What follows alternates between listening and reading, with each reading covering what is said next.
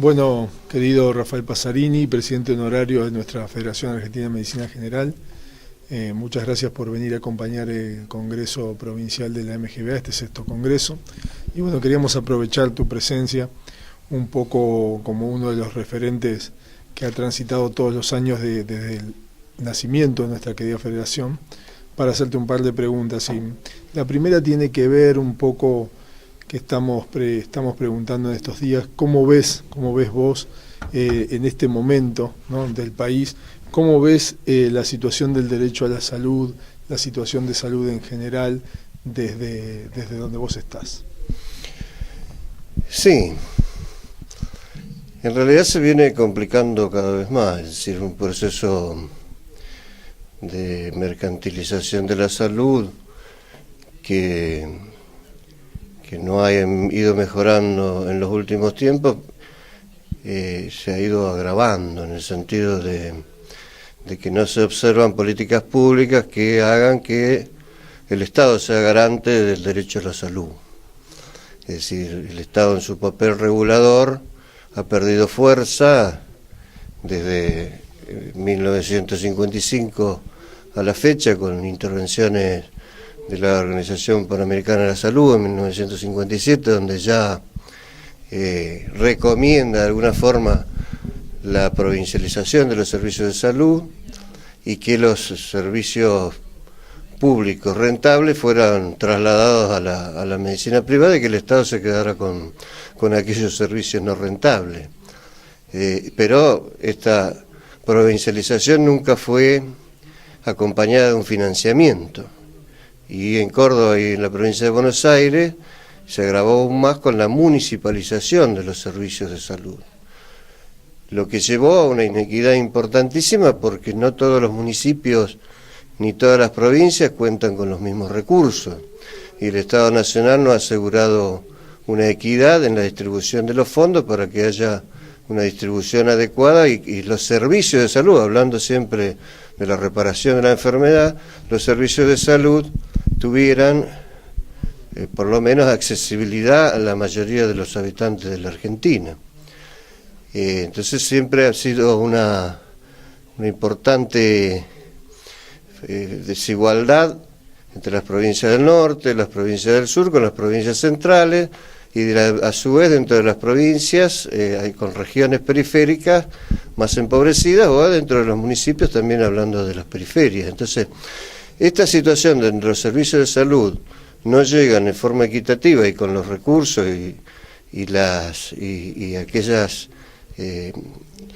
aquellos recursos físicos o humanos necesarios para cada región, se está agravando aún más hoy cuando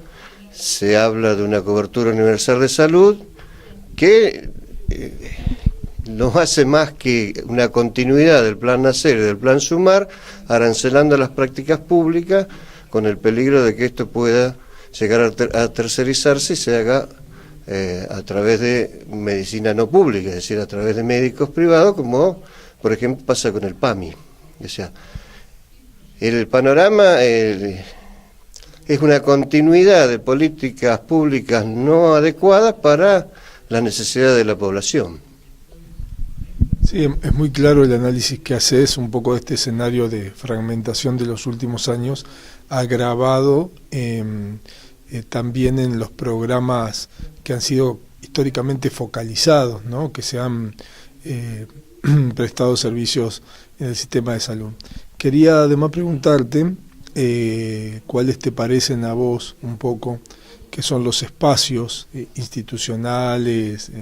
desde qué lugar te parece que en estos momentos se puede trabajar tanto por el derecho a la salud como por un sistema de salud con mejores resultados que el actual. Sí, creo que nosotros hemos venido construyendo un pensamiento crítico argentino, ¿no? Así como existe el pensamiento crítico latinoamericano, la Federación Argentina de Medicina General y sus asociaciones están construyendo desde hace 30 años un pensamiento crítico argentino, donde quieren poner el rol del Estado en el lugar que le corresponde. No marcamos agenda, creo que eso es nuestra debilidad más grande. sí nos toman como referencia otras organizaciones que buscan lo mismo, lo cual nos ha permitido tener afinidad con organizaciones gremiales, con otras organizaciones que buscan que la salud sea para el pueblo y que haya una distribución equitativa, y en este aspecto nos hemos ido juntando en espacios comunes de reflexión y de elaboración de documentos. Creo que nuestra mayor fortaleza es la elaboración de documentos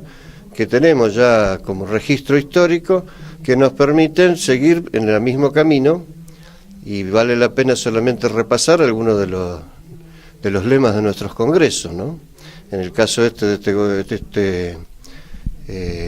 Congreso Provincial de la MGBA, el derecho a la salud es la primera frase que tiene el lema de este Congreso. ¿Y qué rol deben cumplir cada una de las partes que evidentemente tienen que hacerse cargo de esto? Hemos escuchado en algunas alocuciones de El Salvador o de Venezuela y de Cuba mismo, ¿no?, que cuando no se apropia el pueblo de la idea del derecho a la salud, es muy difícil que de arriba hacia abajo se implemente. Creo que documentos oficiales de la Organización Mundial de la Salud, de la Organización Panamericana de la Salud, de los diferentes ministerios de salud que han ido pasando, las palabras están explicitadas en una orientación aparentemente ideológica que buscaría la solución para los problemas de salud de la gente. Pero la realidad es que los discursos y los documentos no se acompañan con una realidad donde cada vez tenemos la población más, evidentemente, más desprotegida de este derecho a la salud que debe asegurarle el Estado y que deben reclamar las organizaciones no gubernamentales, y en este caso creo que estamos en la vanguardia, creo que tenemos ese orgullo de sentir que desde hace más de 30 años estamos exigiendo que el Estado asuma su rol regulador, su rol de distribución igualitaria para que haya equidad en los sistemas de salud. Estamos hablando y defendiendo una producción pública de medicamentos y vacunas por el simple hecho que sabemos que regula el mercado, sabemos que hay una forma de que haya una distribución hacia toda la población adecuada. Hablamos del recurso humano, de la formación del recurso humano, hablamos del pregrado, hablamos de las universidades, del recurso humano que deben formar, no solo médicos, sino en todos los otros disciplinas del campo de la salud, y hablamos fundamentalmente de cuál debe ser el camino que deben tomar un sistema integral de salud. Reparador, por un lado, para aquellos que están enfermos, y cuidador de la salud para otros, en otra parte, para evitar todas aquellas situaciones que hacen que la gente enferme, donde evidentemente las determinaciones sociales son la causa más importante de enfermedad y de muerte. Ya que hacías mención al tema de la educación de profesionales, tanto educación médica, la de posgrado, como también la educación de grado, un poco eso es un tema que hay una crisis importante en los últimos años, y quería conocer un poco tu opinión acerca de la situación de las residencias, digamos, la formación de posgrado, y también la opinión acerca de los nuevos enfoques en la educación médica de grado con las currículas innovadas. Sí, en relación a la residencia, debo ser uno de los primeros que viene alertando sobre una crisis importante en cuanto a aquellos que estén interesados en hacer las residencias de medicina general. Hubo una gestión en el Ministerio de Salud de la Nación que tuvo un importante impulso en cuanto a la normatización, la regulación de las residencias, y bueno, con vos hemos ido a supervisar algunas residencias de la Patagonia y de la zona cuyana, donde encontramos que en los hospitales las residencias de medicina general no estaban fundamentalmente formando médicos generales. hicimos hincapié en que debería reverse, que aquellos hospitales o en las provincias donde el recurso humano de medicina general se estaba utilizando con otros fines, se buscaran otras soluciones. Por ejemplo, si los hospitales de las provincias estaban necesitando médicos de guardia y emergentólogos, que se hicieran residencias de emergentología y no de medicina general, para que el recurso humano formado para medicina general terminara haciendo y ejerciendo esta especialidad. Después hubo una situación donde también las becas de las residencias eran muy mal pagas. En ese momento la respuesta de las provincias y de Nación fue aumentar en un año la formación de las residencias, con lo cual pasó a 4 años, para fundamentalmente que en ese 4.º año enviar al residente a regiones de las provincias que estaban descubiertas. No lo vimos como una política académica, lo vimos como una política de cubrir agujeros, para decirlo en forma frontal, y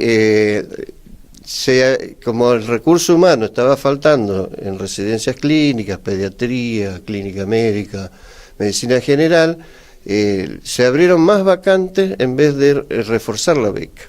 Entonces tuvimos triplicar las vacantes con becas de muy bajo sueldo. Y se podría haber hecho al revés, haber aumentado la retribución y mantener esas vacantes, que hoy prácticamente en la mayoría de las provincias no ha habido postulantes para la cantidad de vacantes que hay. Esas fueron observaciones que hemos hecho. Y por otro lado, buscar para las nuevas camadas de egresados opciones de formación a través de residencias o de capacitaciones en servicio con menos horas, otras alternativas que permitieran que siguieran siendo de elección. Hoy, me parece con el pensamiento de que las residencias son la mejor forma de capacitación, no podemos darnos cuenta que nadie las elige. Entonces hay que cambiar un paradigma y buscar otra forma de capacitación que permita que salgan recursos humanos formados de alta calidad, pero que tengamos la posibilidad de tenerlos, porque si no los tenemos no los vamos a poder formar. Esto en cuanto a las residencias. En cuanto a la formación del pregrado, bueno, vos sos uno de los que ya está implementando ahora en Mar del Plata el primer año de una currícula innovada que ya estuvo vigente en La Matanza, en San Peña, Chaco, y algunas modificaciones que hemos tenido el Comahue o la Universidad del Centro, que son facultades de mayor tiempo histórico, pero que también tienen tienen dos problemáticas. Por un lado, que en el pregrado se están formando con docentes que pertenecen a un sistema ya viciado, pertenecen a un sistema donde trabajan en la medicina privada y son los referentes que tiene el alumno para formarse. Y por el otro lado es la oferta laboral cuando egresa este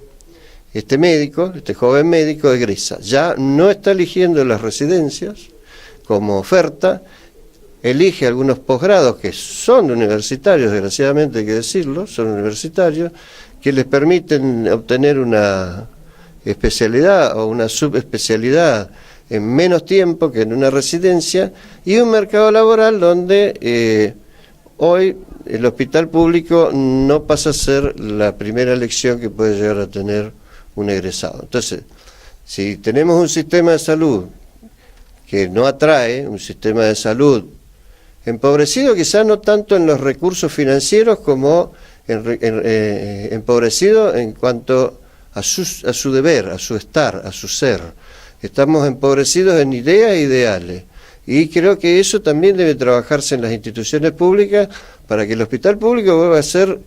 de investigación, para que el hospital público vuelva a ser el lugar de referencia que tenían los profesionales en su momento, no solo para formarse, sino para desempeñar